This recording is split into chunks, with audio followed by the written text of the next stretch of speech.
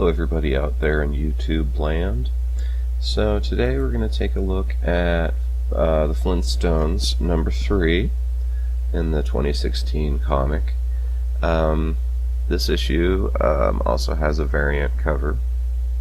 So going ahead and starting out with the comic itself, this one actually focuses on some characters we haven't seen too much of yet, or we've seen them a little bit.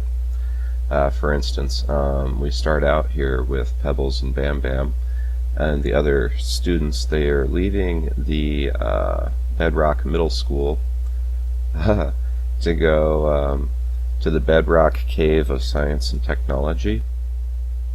And let's see, so they're all in kind of an auditorium, and they are listening to a professor speak. Let's see. So he says, some scientists think the Earth is just a wet rock spinning in outer space as it revolves around the sun. And everybody laughs.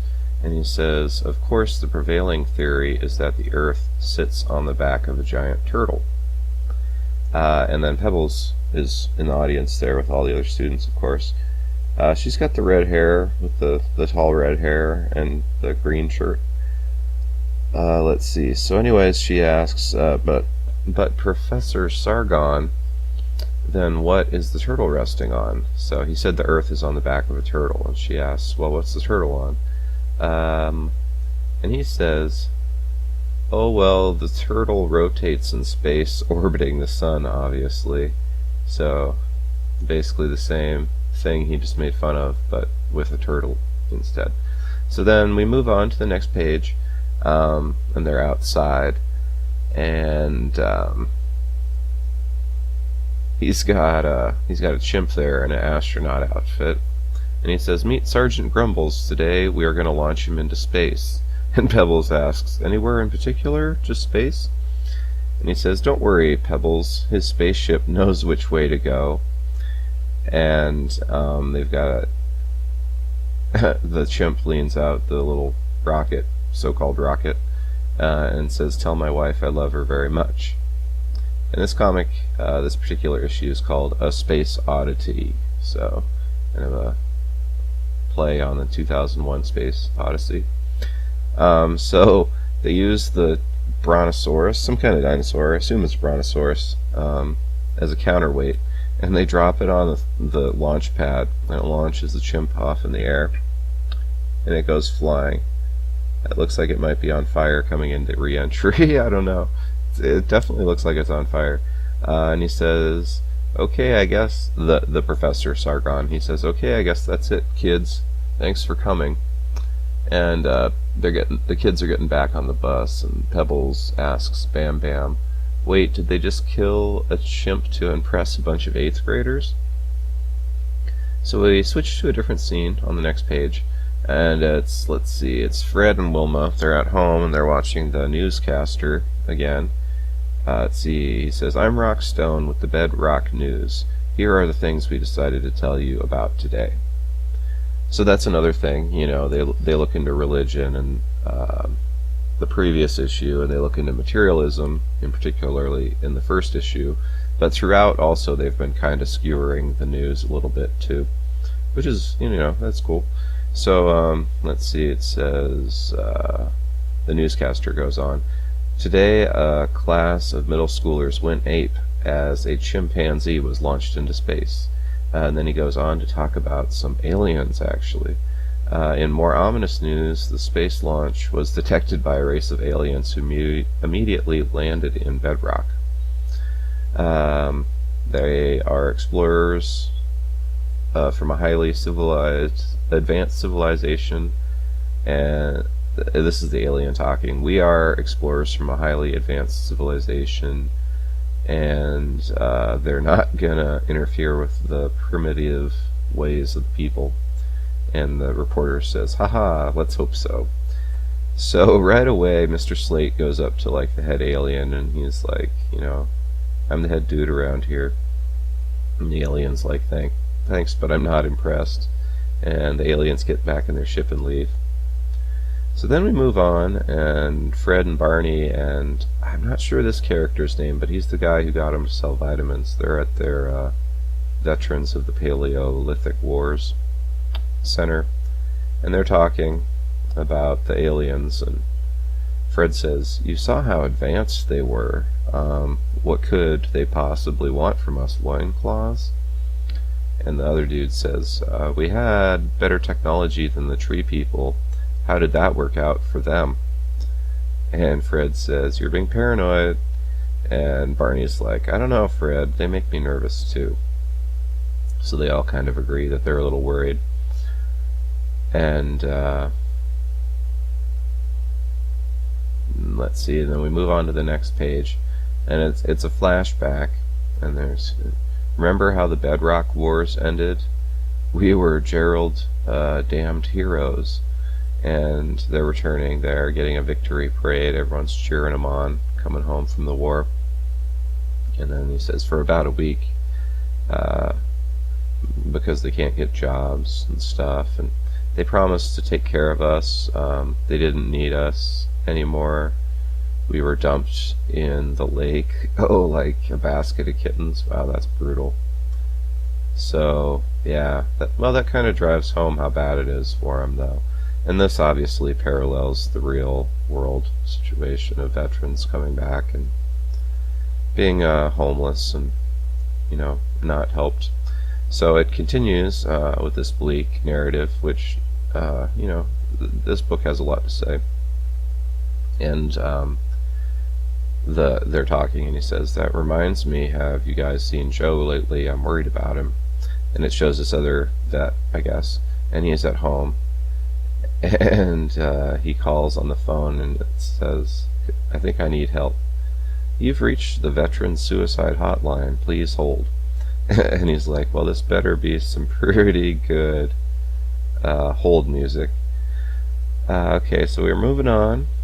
It just shows the newscaster guy talking again on the next page, and he says, "And that's why you don't go hiking, kids." And it's a picture of a pterodactyl carrying off somebody. And then he says, "In other news, it appears our alien visitors have returned. Let's go live to the scene." So it's alien spacecraft again, and Mr. Slate's at the front of the crowd. All the humans are running up to it again, and he says, "It is I, your Earth friend, George Slate." And the next page here, all these aliens spill out of it, and they're yelling, "Galactic break!" So I guess they're like the college kids from this alien planet. So they all spill out, and they're just being crazy and drinking and running around tearing up bedrock. So it goes to the next page, and we're at the Flintstone household. And it's kind of actually a touching couple of panels, like the top 2/3 of the page here. They're doing painting together as a group, and as we saw before, how the handprints were all significant. They're all making handprints together, like Wilma did in her cave paintings as a kid. And then one of the crazy drunk aliens sticks his head in the window and throws up. So Fred's like, "That's it. I'm gonna go file a complaint with the police." And let's see. So they're going through, okay, he's at the police station, and the police already have one of the aliens arrested, and he's in there while Fred's talking. But the alien uses an app on his phone, and just this is what he does. He uses an app on his phone, right? And he disintegrates the cop, because he's like, "Let me loose," and the cop's like, "Sorry, there's nothing I can do," and he just vaporizes him. And Fred's like, "Holy Gerald." And it cuts to the next scene on the next page, and it's Pebbles and Bam Bam, and they're like, "This is how it ends, isn't it?"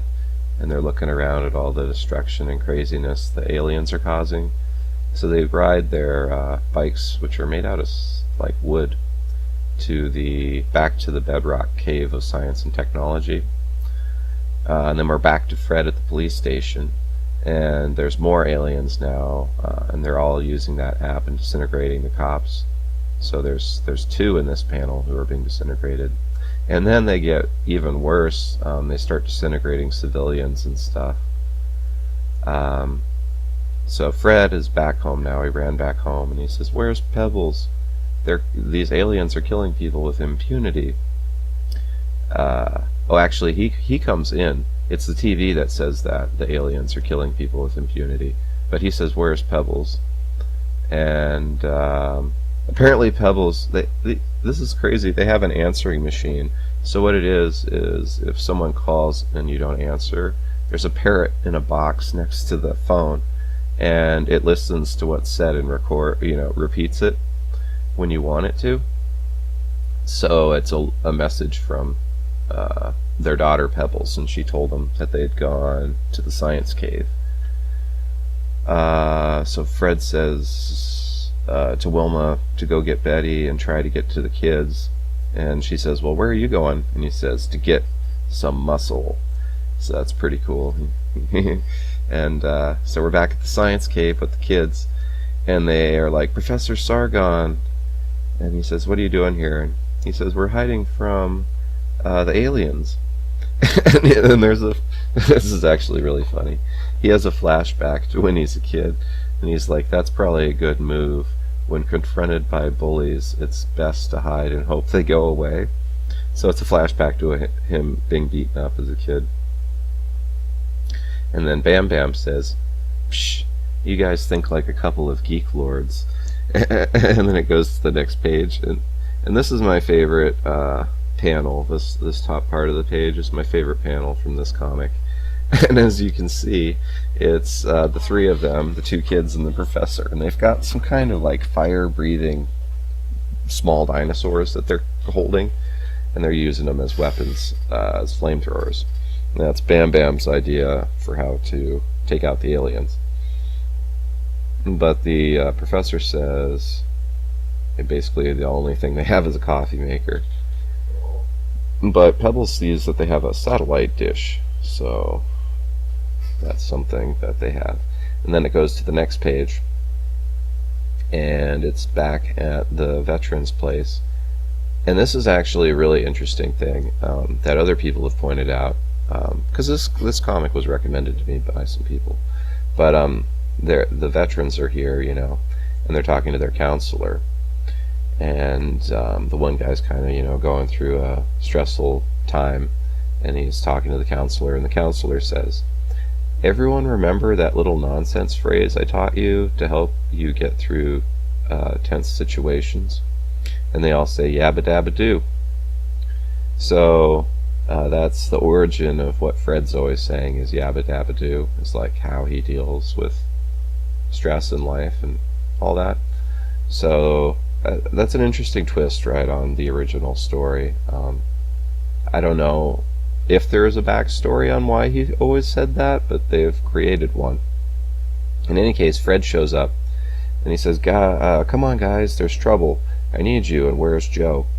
And it cuts back, this is pretty cool too, it cuts back to the soldier who's at home on the phone, and he's still on hold with the suicide hotline. But they just slide a note under the door, and it says, "We need you, Joe." So we're back to the science cave. Keep switching back and forth, but that's cool. You got to be able to follow a couple storylines at once if you're going to read comics. But anyways, they're back at the science cave, and now the kids have got the satellite dish set up. And what they do is they phone home. Well, not to their home, but they call to the aliens' home world. So the young guys here realize what they're doing. They said they're trying to contact the mother world, and they're running at them, but Bam Bam's picking them up and throwing them. And then the vets pop out of the bushes here, and they start shooting the aliens with their rock guns. One of them grabs Pebbles, though, and Joe jumps and knocks the alien out of the way, but another one blasts him, so Joe gets disintegrated, unfortunately. But he saves Pebbles. So Barney's like, "No, they got Joe." And then everybody's running to the car, and right then the alien spaceship, another alien spaceship shows up, and a alien descends from it, and it says, "You kids are in big trouble." So they're all lined up heading back into the spaceship, and the adult aliens are taller, and one of them's standing there, and he says, "Come on, get on board. You've got school on Monday." So maybe they're not even college age. Yeah, well, they could be. In any case, they're in trouble. Um, so on the very last page, it's kind of, well, it's sad and cool, but the first panel's sad. You know, such they're actually celebrating them now for this new victory, and it says honoring Bedrock's heroes on a banner. And Wilma says, "Such a beautiful day." And Fred says, "I'm just sad that Joe isn't here to see it." And then they introduce the Great Gazoo, which, if you've seen the cartoon, you'll remember. But what they left him behind, as the aliens did, they left him behind to kind of keep an eye on the civilization and make sure something like that doesn't happen again. And so he says, the mayor's introducing him, and he says, "Ladies and gentlemen, the Great Gazoo." And the Great Gazoo says, it roughly translates to Game Warden. So that's it. That wraps up number 3. Feel free to like and subscribe and share these videos, and thanks so much for watching.